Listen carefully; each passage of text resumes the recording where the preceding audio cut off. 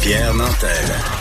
C'est peut-être pas le Nantel le plus drôle au Québec, mais c'est le plus crédible pour parler de politique. Vous écoutez Pierre Nantel. Visualise le petit chariot du Père Noël qui descend les pentes de Stoneham. Il pourra le faire, mais le 27 décembre, il y aura une journée de grève. Ben oui, en plein milieu du temps des fêtes. Donc, alors qu'il y a des gens qui vont peut-être vouloir profiter de leur passe de saison ou d'avoir loué un chalet dans cette région-là, le centre de ski sera donc pas en activité. On en discute avec le trésorier au Conseil central de Québec-Chaudière-Appalaches, la CSN, donc qui représente les travailleurs et travailleuses de ce centre de ski, M. Louis Hamel. Bonjour, M. Hamel. Bonjour, M. Nantel. Alors, écoutez, évidemment, il n'y a jamais personne qui fait une grève par gaieté de cœur. On s'entend là-dessus. Quelle est la situation qui fait qu'on se retrouve à Stoneham où, ultimement, là, il y a une menace de grève et qui, ultimement, fera évidemment beaucoup de dommages à tout le monde, aux employés en premier? Oui, bien, c'est la question là, salariale là, qui reste à travailler. Il faut savoir là, que la partie patronale, là, au début là, des négociations, ont refusé là, plusieurs dates là, de négo là, avec le syndicat. Donc, on se retrouve là, comme dans un blitz. L'employeur ne nous prenait pas au sérieux. Puis, malheureusement, là, la semaine dernière, les travailleuses et les travailleurs ont adopté un vote de 95% pour une banque de 10 jours de grève. Vous avez mentionné le 27, mais c'est les 27, 28, 29. Donc, on avise là, tout de suite là, les gens là, qui devaient se rendre là, à Stoneham pour cette fin de semaine-ci. Bien, s'il n'y a pas d'entente, bien effectivement, ça sera 3 jours de grève sur la banque de 10 jours là, annoncée là, par le syndicat. Puis quand on a un vote à 95%, c'est assez unanime. On s'entend que tous les employés considèrent qu'il est légitime, que c'est le seul recours qui leur reste. Est-ce que une situation comme ça arrive régulièrement? Vous devez représenter beaucoup d'autres syndicats dans le milieu touristique ou sportif. Est-ce que c'est une situation, parce qu'on sait qu'il y a un enjeu du côté du Mont-Sainte-Anne. Que se passe-t-il? Est-ce que c'est parce que les employeurs du côté des sports de glisse se sentent plus fragiles ou il y a vraiment une erreur de conception du niveau de travail puis des conditions de travail pour les employés et employés? Je ne crois pas dire que c'est un manque de connaissances au niveau du niveau de travail. C'est plus que oui, ça arrive, dans votre question, vous m'en dites, là, ça arrive souvent. Oui, ça arrive souvent là, qu'on voit là, que la partie patronale là, pousse les travailleuses et les travailleurs à adopter là, un mandat là, de grève pour justement enclencher là, des négociations là, plus sérieuses concernant, là, entre autres, là, le côté salarial. Juste pour terminer, juste vous rappeler que la semaine dernière, les travailleuses et les travailleurs du Mont-Grand Fond ont adopté là, à l'unanimité, là, à 95%, ou également, pour une entente de principe pour rejoindre justement là, la plateforme salariale là, du Mont-Sainte-Anne également. C'est ce que demandent là, les travailleuses et les travailleurs là, du centre de ski Stoneham. Ici, la question qu'une personne qui s'y connaît pas va se poser tant en négociation de travail qu'en sport de glisse, c'est est-ce que le travail est similaire, qu'on travaille au Mont-Sainte-Anne, à Grand Fond ou à Stoneham? Est-ce que c'est le même genre de travail et c'est donc on peut espérer le même genre de conditions? C'est entièrement les mêmes travail là, qui doit être fait là, par les employés des centres de ski. Mm-hmm. Donc, c'est pour ça, justement, là, qu'on demande là, la parité avec le Mont-Sainte-Anne, qui est, par le fait même, le même employeur là, que Stoneham. Donc, cette firme albertaine qui a reçu une aide financière importante du côté du Mont-Sainte-Anne. Exactement. C'est un projet de 100 millions pour le Mont-Sainte-Anne. Le gouvernement du Québec a avancé 50 millions et RCR a également avancé 50 millions. Donc, ils ont de l'argent là, pour pouvoir négocier. D'ailleurs, tu sais, on parle là, de grève, mais le syndicat là, est prêt à négocier demain et après-demain pour en venir à une entente pour éviter là, justement la grève. On attend un retour là, de l'employeur à ce niveau-là pour pouvoir négocier avant là, que la grève soit exercée vendredi. Ben, je suis content que vous abordiez ce point-là parce que je pense que le mandat de grève, cette menace de grève vise d'abord à faire réagir l'employeur. Il y a personne qui souhaite pas aller travailler. Il y a pas de centre de ski qui veut fermer. Puis il y a surtout pas de touristes ou de gens qui ont des chalets parce que Stoneham a une vision peut-être un peu plus familiale, plus week-end que le Mont-Sainte-Anne, qui est plus une destination où les gens vont aller faire du ski du côté de la région de Québec. C'est peut-être pas le même genre de clientèle. Vous espérez faire réagir l'employeur? Lorsqu'on adopte un mandat de grève, c'est l'ultime moyen là de mobilisation là, pour un syndicat, pour lancer un message là, clair à l'employeur qu'on est sérieux dans nos démarches. Et vous avez raison, c'est pas le fun pour les travailleuses et les travailleurs qui, soit dit en passant, c'est un emploi saisonnier, donc c'est pas le temps là, de perdre de l'argent non plus lorsqu'il y en a que c'est leur seule source de revenus. Là. Absolument. Puis dites-moi donc, est-ce que vous considérez, quels sont d'après vous vos pronostics que l'employeur réagisse? Parce que là, vous leur avez annoncé vos intentions, ils le savent très bien. Là, il y a une espèce de petite game, un jeu de poker ici, là, est-ce qu'on cède tout de suite, on attend, on arrive à quelque chose? Mais là, on parle. Vous faites des entrevues, vous évoquez cette possibilité de grève.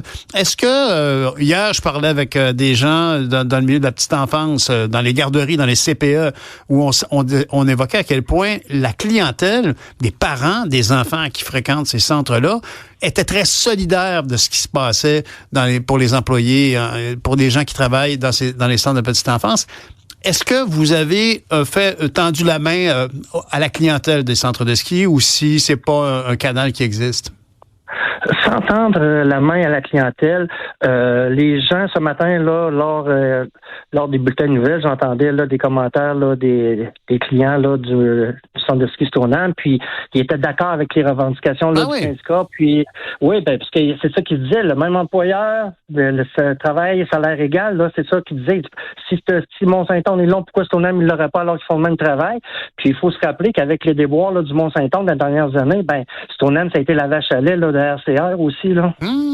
Intéressant. Donc, la clientèle est bien au fait de ça et travail égal, salaire égal, ça va de soi. Est-ce que la situation pour les employés, vous dites que ce sont tous des employés à temps partiel parce qu'évidemment, ils ne travaillent pas là l'été, c'est ça? Il y a les mécaniciens qui travaillent, qui sont à l'année, mais la majorité là, de ceux là qui seraient touchés par un éventuel arrêt de travail, c'est des saisonniers, oui, effectivement. Alors, donnez-nous un aperçu de c'est quoi les jobs dans un centre de ski pour les gens que vous représentez. Donc, mécanicien. Donc, les remontées mécaniques, l'entretien, l'opération, c'est un autre corps de métier, j'imagine? Non, sont également là, font partie également là, du syndicat. Donc, on parle là, de ceux là, qui fabriquent la neige, aux remontes-pentes, aux guichets. Donc, c'est pas mal toute l'entièreté là, au niveau là, du fonctionnement là, du centre de ski Stoneham là, qui sont membres chez nous à la CSN. Parce qu'on peut imaginer évidemment là, que du côté dans le fameux chocolat chaud qu'on va prendre après une coupe de descente, là, c'est pas le même genre d'employé, c'est une franchise, une concession, j'imagine? C'est exact. Parce que du côté de Québec, les conditions de glisse sont quand même souvent bien supérieures à celles du côté de Montréal. Est-ce que c'est un marché qui est prolifique? Vous avez bien dit, là, vous avez utilisé Stoneham, vous avez utilisé l'expression de vache à lait pendant le conflit du côté du Mont-Saint-Anne. La business est quand même bonne pour cette organisation-là. Ouais. Effectivement, puis c'était pas, étant donné le conflit au Mont-Saint-Anne, c'est les fameuses là, cabines là, qui ont fait défaut, puis ça a ralenti au niveau du Mont-Saint-Anne, donc ce n'était pas un conflit de travail, je voulais juste rectifier ça. Puis oui, effectivement, là, Mont-Saint-Anne, là, sont reconnus là, par RCR. Ils savent RCR là, que le Mont-Saint-Anne est très rentable là, aussi là, pour eux. Là. Dites-moi, quand on représente des employés qui ont un travail aussi particulier, est-ce que c'est un challenge pour les représentants syndicaux ou même pour les gens de la centrale? C'est quand même des réalités qui sont très, très différentes de votre quotidien à vous. Vous avez plusieurs négociations en cours, j'imagine, ici et là. La réalité des employés est très différente ici là, par rapport à vos autres travailleurs. Oui, c'est effectivement là dans la région de Québec là et de Chaudière-Appalaches là, effectivement on a des hôtels, on a d'autres secteurs là qui sont justement là soit en négociation ou bien en grève. Puis oui, c'est pas facile parce que il y en a que oui là c'est comme un deuxième revenu parce qu'on se cachera pas, il y a des retraités là-dedans. Vous avez des retraités là, qui font partie, qui sont donc syndiqués chez vous parce qu'ils travaillent sur ce centre de ski. Ça c'est intéressant ça. Des gens qui font ça comme travail. Bon, premièrement, ils sont dehors, sont dans un milieu où les gens ont le sourire aux lèvres parce qu'ils font du ski. Puis ces gens-là, ils sont retraités, mais ils sont tout de même, ils ont leur carte de membre. Ils n'ont pas le choix d'ailleurs. Ils sont là-bas. Et vous retrouvez à représenter donc des gens qui ont des réalités tout autres que quelqu'un qui travaille, je sais pas moi, dans une usine de crevettes à Matane. C'est exact. Puis on a complètement l'opposé des étudiants. Donc, eux, là, ils ont besoin là, de ces revenus-là pour justement là, profiter un peu là, des bonnes choses là, qui s'offrent à eux.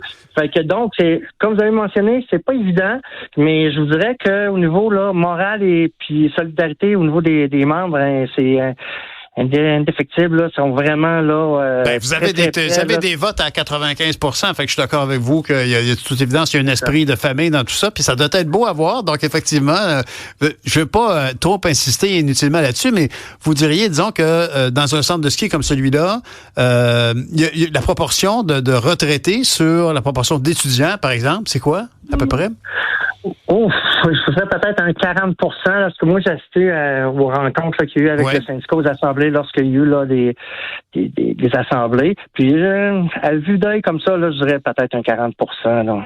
Je trouve qu'on a appris quelque chose aujourd'hui. J'imagine, j'avais pas pu imaginer que le workforce d'un centre de ski, l'équipe qui travaille à ce que les gens puissent faire de la glisse puis avoir du si bon temps, ce soit autant des étudiants que des retraités. C'est fascinant. C'est un défi de plus pour le monde syndical, hein, de faire affaire avec ces forces ouvrières qui changent puis qui évoluent avec la démographie. Merci beaucoup, M. Hamel. M. Louis Hamel, qui est trésorier au Conseil central de Québec-Chaudière-Appalaches à la CSN. Merci pour cette entrevue. Joyeuse fête. Bonne chance dans le conflit. J'espère que le centre de ski, je reviens sur mes salutations, le centre de ski peut-il facilement afficher son ouverture à de nouvelles clauses dans les prochains jours pour éviter une grève le 27? Je suis très confiant. Et écoutez, comme vous avez mentionné, là, j'en ai déjà vu là dans le passé. Puis je suis très confiant parce que c'est la question monétaire seulement qui reste.